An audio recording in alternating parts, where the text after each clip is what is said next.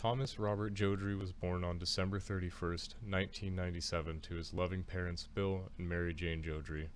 He was a sweet, smiley baby who grew into a playful toddler who would get up early to watch the news. As he grew, so did his wonderful personality and passion for art.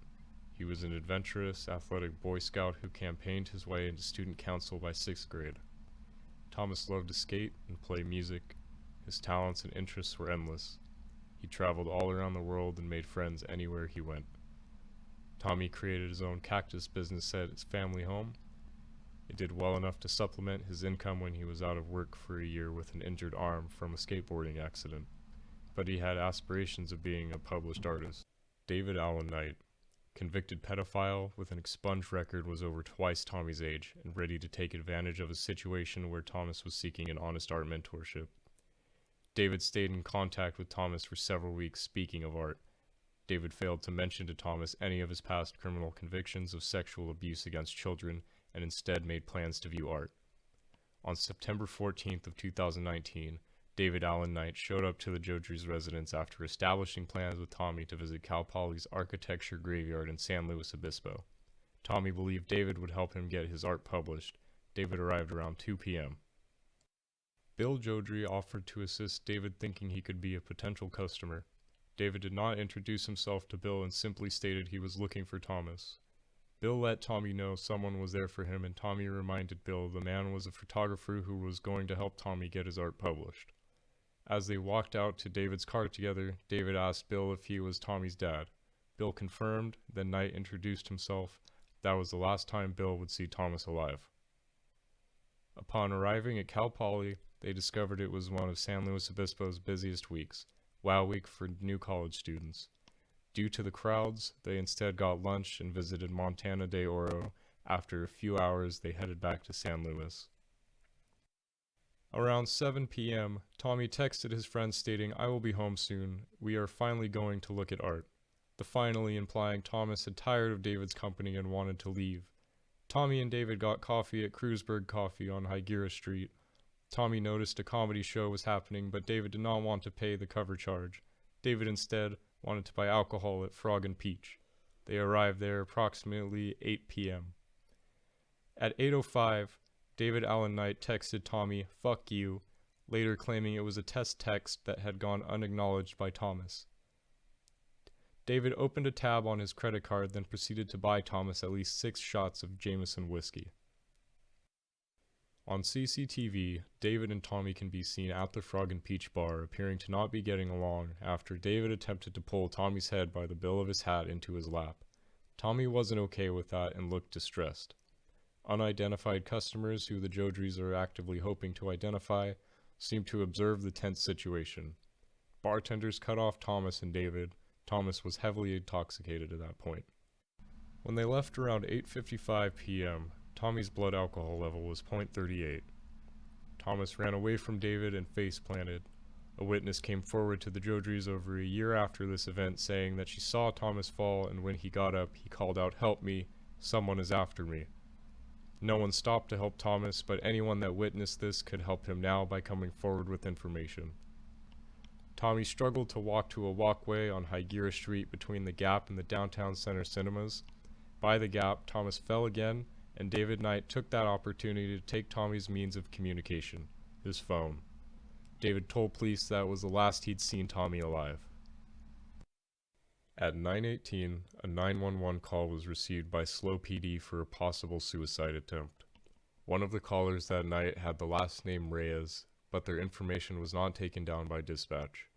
If you know how to find Reyes from that night, contact the Jodrys at justiceforthomas.com. The responding officer quickly found Thomas on the sidewalk of Choro and Marsh, bleeding heavily from his nose and mouth. Tommy was hardly breathing. David Knight, who did not identify himself at the time, asked the attending officer what happened. The officer told Knight to stop. David told the officer, "I know him. That is Tommy, but I do not want to be on the record that I know him." David told the officer Tommy's name and the name of the city he lived in. David Knight refused to identify himself and did not disclose any further details. Tommy was transported by ambulance to Sierra Vista Hospital, where he was pronounced dead at 9:49 p.m. Tommy's parents hadn't heard from him and were concerned. Thomas had only planned on being out for a few hours and wasn't dressed to be gone for as long as he was. They called their son with no answer.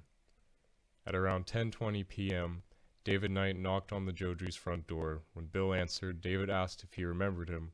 Bill said, "Yes, but where is Tommy? I have been trying to call him." David said, "I have his cell phone." He handed it to Bill, and Bill asked why he had Tommy's phone.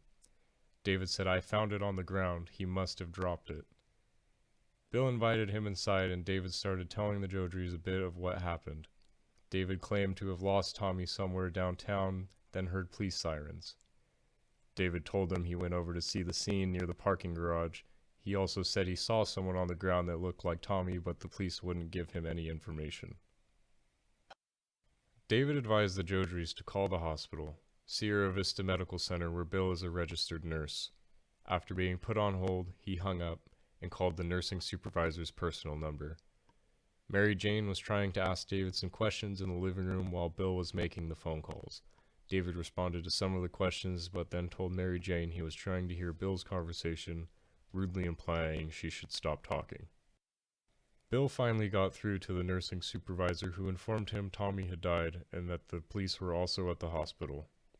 The Jodrys were crying, then David Knight went from no emotion to theatrics, rocking back and forth on their couch asking, "How could Thomas do this to me?" Bill told David he should leave but come back the next day with more details of the events that took place. Mary Jane called her brother for a ride to the hospital. He arrived in 3 minutes. Upon arrival, he asked David what's going on here, and David coldly responded he's dead. When Mary Jane's brother asked again, David repeated he's dead in a sharper tone. He then saw Knight run to his car. The Jodrys then had to identify their son's body. Police wanted to know how the Jodrys knew Thomas was in the hospital. They explained what happened with David Knight. The officers told the Jodrys David Knight identified Thomas but then ran off. Tommy had a tracker on his phone that was on David's possession. This tracker traced David looping around the scene and near the parking structure. David Knight has not answered any further questions for the Jodrys about this night and even went as far as to try to get a restraining order against them, which the judge denied. No CCTV footage from the surrounding areas was obtained after the event, and the case is not actively being investigated. Hardly any witnesses have come forward, even though it was one of the busiest weeks of the year with thousands of people visiting San Luis Obispo. The Jodrys are seeking answers. Where were you September 14th of 2019? Did you happen to see Thomas or David Knight? Do any of these people in these pictures look familiar to you? Tips can be given to the Jodrys directly at justiceforthomas.com or submitted to Sergeant Schaefer at aschaefer@slowcity.org. No detail is insignificant. Any memories or pictures you may have of this day could help bring Thomas justice. There's a $10,000 reward for anyone who can contribute meaningful information to this case. Thomas was a bright, young man ready to start his life. David Knight is a convicted pedophile who paid to get Thomas intoxicated and chased him around downtown slow in his last moments. An expunged record does not change the facts of his crimes. David Knight is a predator regardless of sex offender registration status. Something is not right here. Help bring answers to a family being offered very little information. If you would like to get involved in this case, you can share flyers, wear Justice for Thomas pins, and share his story. Any information is valuable. Visit justiceforthomas.com or call 805-461-9058 to get in contact with Bill and Mary Jane Jodry.